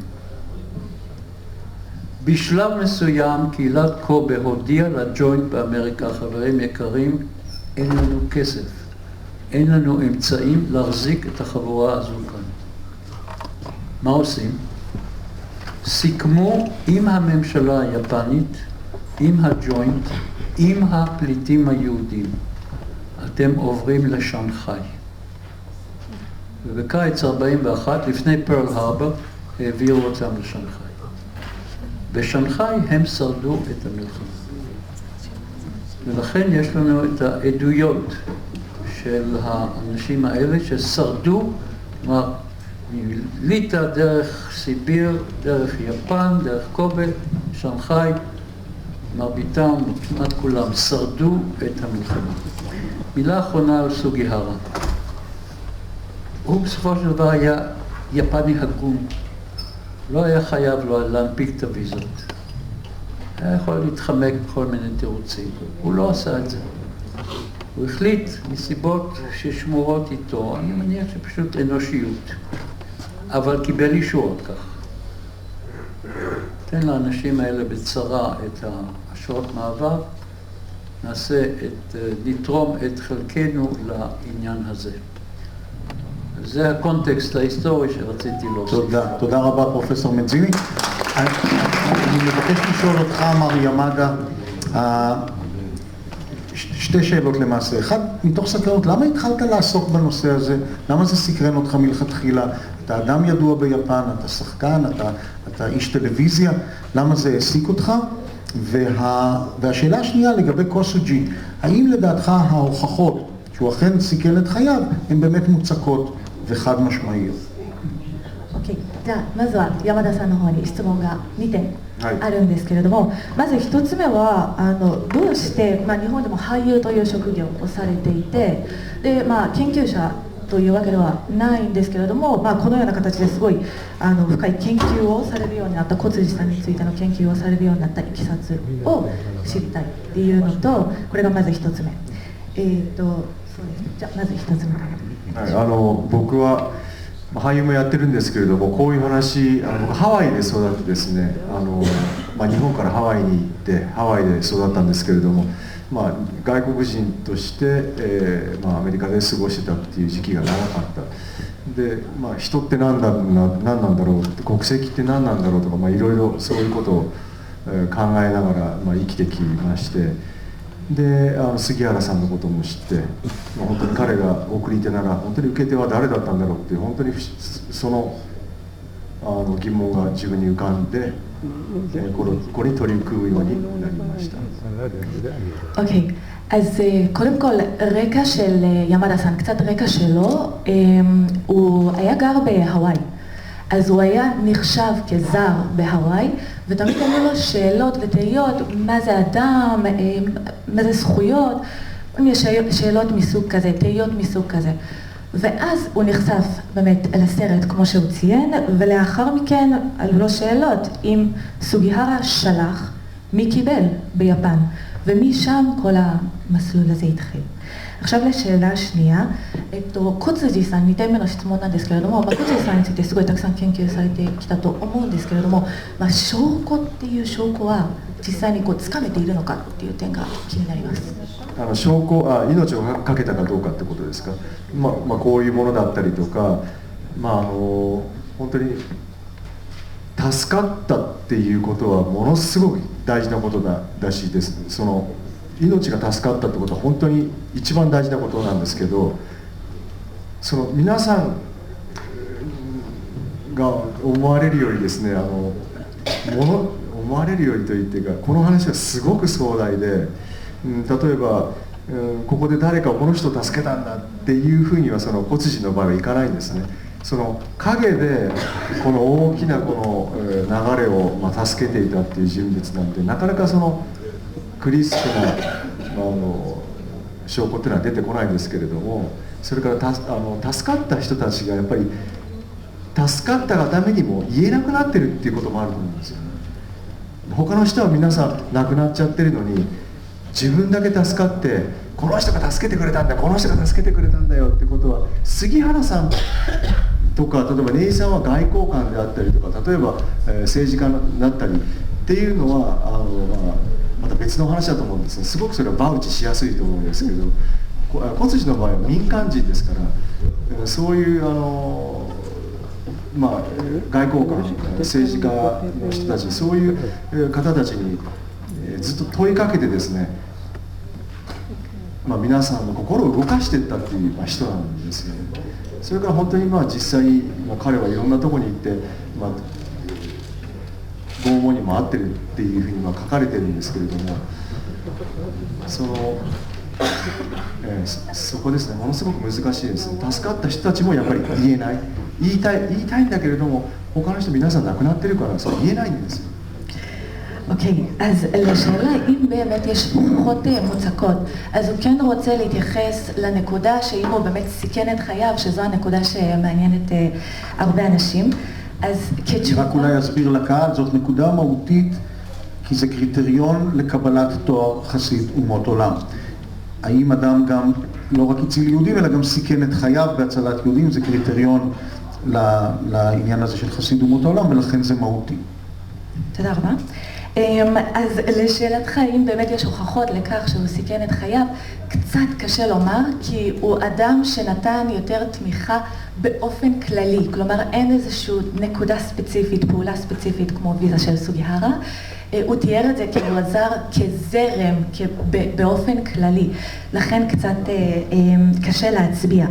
עכשיו, הוא מציין גם שקשה לניצולים להצביע את קוצ'יג'י כי הוא לא היה דיפלומט, ושוב, לא היו פעולות ספציפיות, הוא עזר ביום יום, הוא עזר בדברים כלליים, לכן אולי גם מבחינת ניצולים קצת קשה להצביע שהוא הציל עכשיו, בנוגע לשאלה האם הוא סיכן את העולם, את חייו, כן יש כתובים, כן יש נתונים כתובים שהוא עבר חקירות לא פשוטות, אבל מעבר לזה קצת קשה להצביע.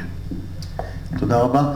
אני מבקש לשאול אותך, מר קיטאדה, קודם כל מסקרן לשמוע איך מצאת את האנשים שהראית במצגת שלך, ושאלה שנייה, אם תוכל לספר קצת על פעולות ההנצחה בנמל צורוגה לנושא השואה, שזה משהו שאני מבין שבשנים האחרונות נעשה וכדאי אולי לספר עליו. Okay, じゃあこちらも2点、質問がありまして、北根さんに、まず1つ目はどのようにして本当にアルバムにいた人たちをどのようにして見つけたんですかっていうのがすごく気になる点です。で2点目が、敦賀とホロコーストの関係、今敦賀でもたくさんいろいろなことをされている、いろいろな活動、ホロコーストに関する活動をされていると思うんですけれども、それについていくつかお話ししていただきたいです。まず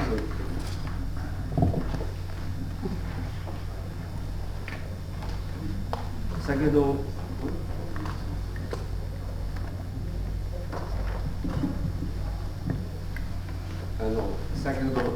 スライドでお見せしましたように、これがその大迫さんがでここに7人のパーティションがあるんですけど、この7人のうち5人まで身元が発表したわけです。でそれをどのようにして見つかったかというご質問だと思います。それについてお伺いします。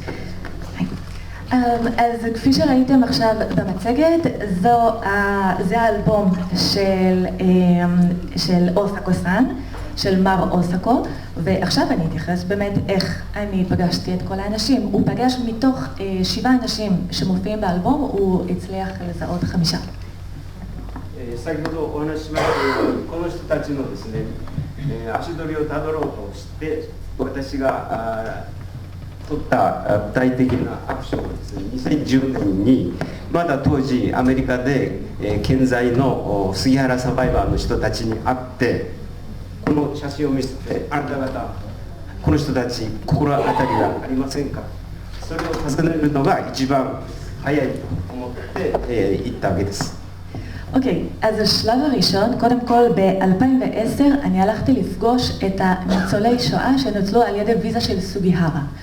הלכתי על ניצולים שנוצלו על ידי סוגיהרה ושאלתי אותם אם אתם מכירים, אם אתם מזהים אחד מהאנשים שמופיעים כאן באלבום.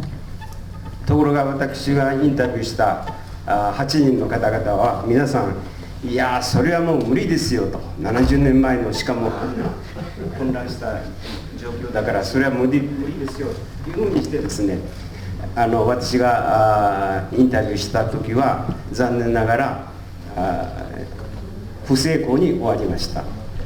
עכשיו הניסיון הזה הסתיים ככישלון, מכיוון שכל מי שפגשתי באותה תקופה אמרו בלתי אפשרי. אנחנו לא זוכרים, זה לפני 70 שנה, אנחנו ממש לא יודעים. で、その後ですね、東京にありますイスラエル大使館がですね、非常に私の活動をサポートしてくださいまして、それだったらこの写真をヤドバシムのウェブサイトにアップしたらどうですかというふうなことですね、イスラエル大使館のご尽力でヤドバシムのウェブサイトにこれがアップされたんです。で、それがきっかけとなってですね、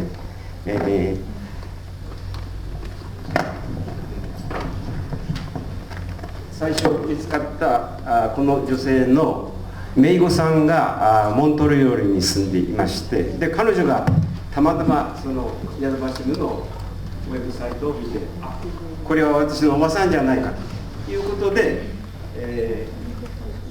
最初の身元が発見されたわけです。それが2014年の4月だったんですね。אז מאז עברתי לשלב הבא.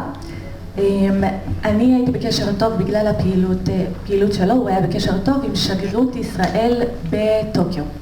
והם הציעו לו, אולי הוא יוכל להציע את אותם נתונים ולהראות דרך אתר של יד ושם.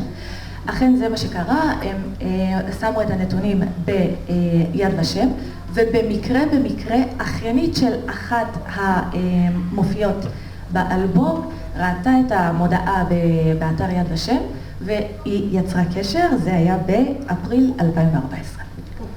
そういうことで私はヤダバシムのそのウェブサイトに大変感謝しているわけであります。で、一昨日ですね、山田純大さんと共にヤダバシムに、訪問したんですが、その時にそのことをお話ししまして、感謝の念を感謝の気持ちを表明したわけです。ובכך התגלו דברים, ואני מאוד מאוד מודה ליד ושם, לשיתוף פעולה של יד ושם. בדיוק אתמול אנחנו שלשום, ביקרנו ביד ושם עם ימדה סן ביחד, ובאמת נעשה סגירת מעגל שיכלתי להודות על הפתיחת דרך בכל התהליך הזה. それから2つ目のセルガとホロコーストの関係について。בשניים שלושה משפטים על הפעילויות בצורות.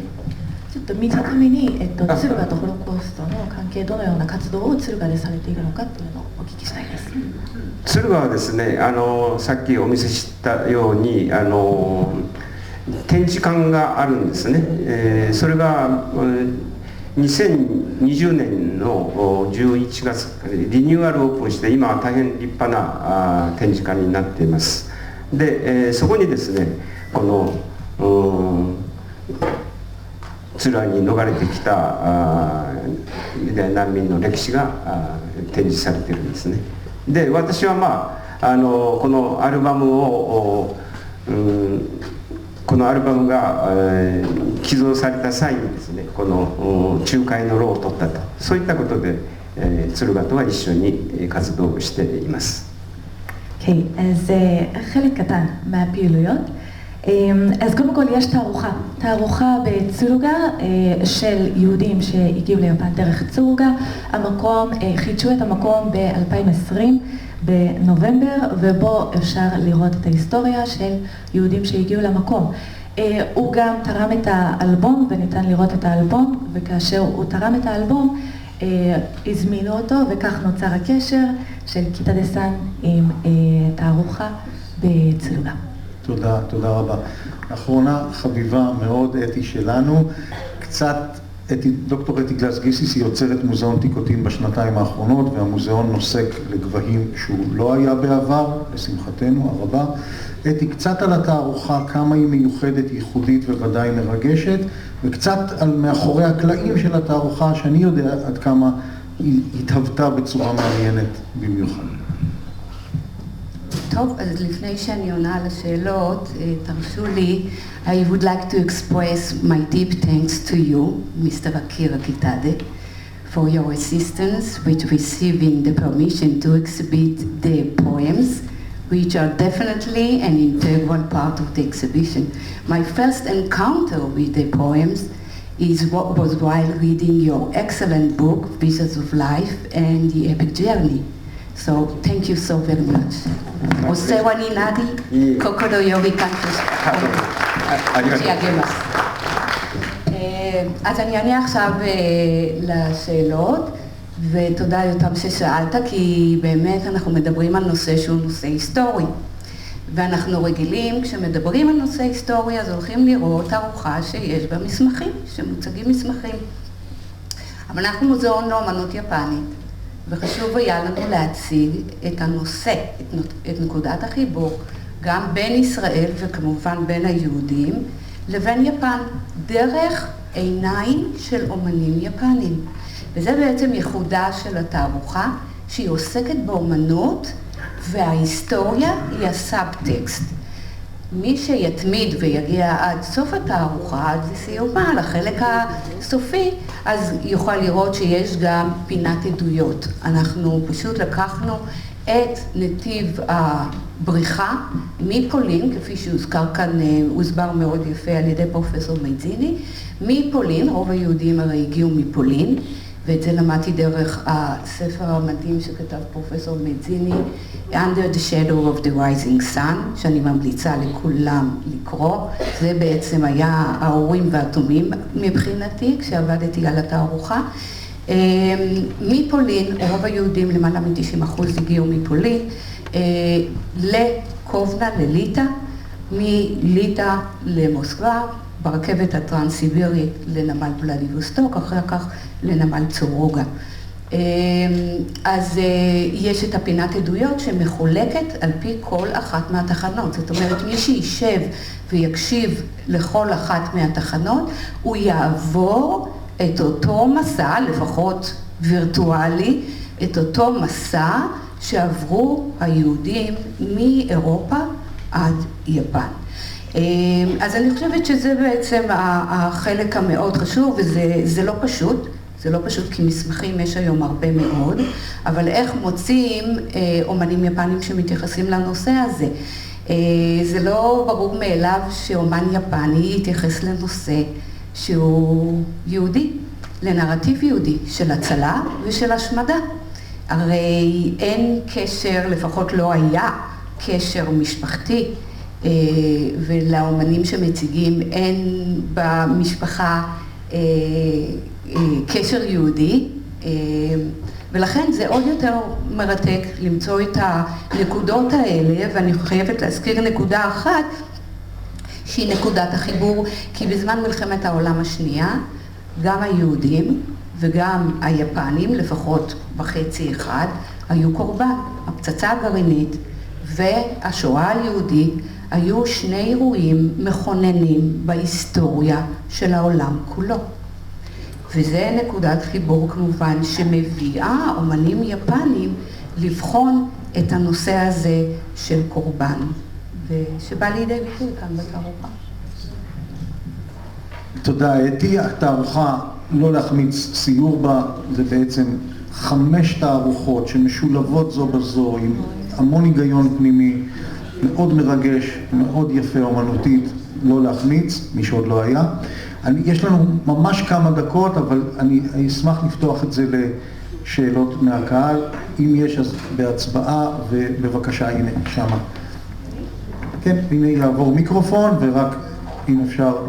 Hi, I'll speak in English. Fine, English is thank you very much. Just introduce yourself, please. My name is Ziona Melman. I'm the daughter of a survivor from Białystok in Poland. And she was the only one who survived from her whole class. Thank you to this whole story. I just want to add that we went to Kobe and she told us a lot. And my mother met Mrs. Sugihara on her first visit to Israel. I'm not sure, I don't remember the name. And my mother always told us how well the first time that they felt they were treated well was in Japan, that people really related to them as humans. And I have one correction to your slide, because my mother's family went to Rhodesia in Africa. So they got a boat called the Anamaru it was a fishing vessel, and she always told us how well they treated all the Jewish survivors.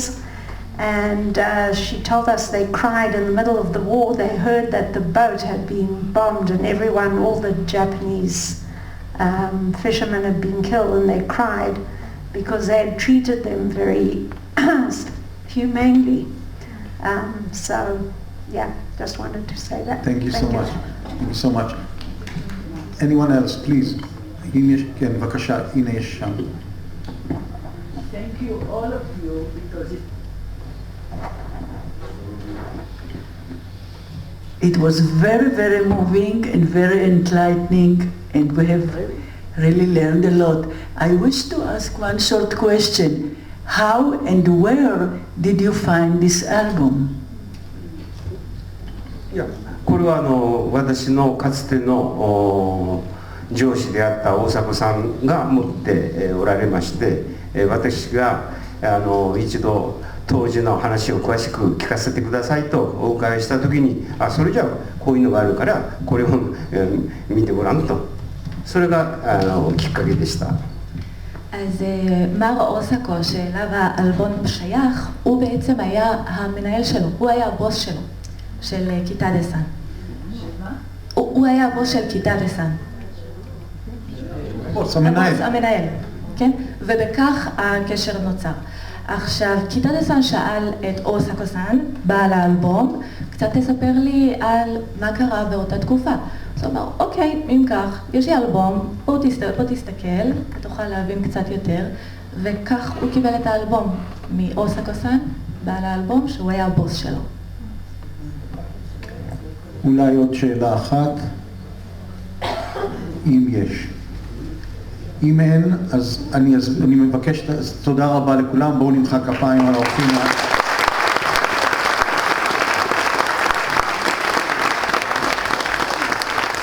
תודה רבה.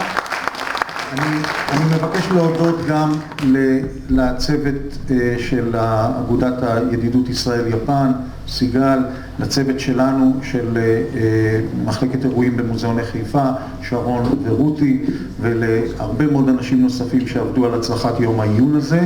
עכשיו, תודה רבה.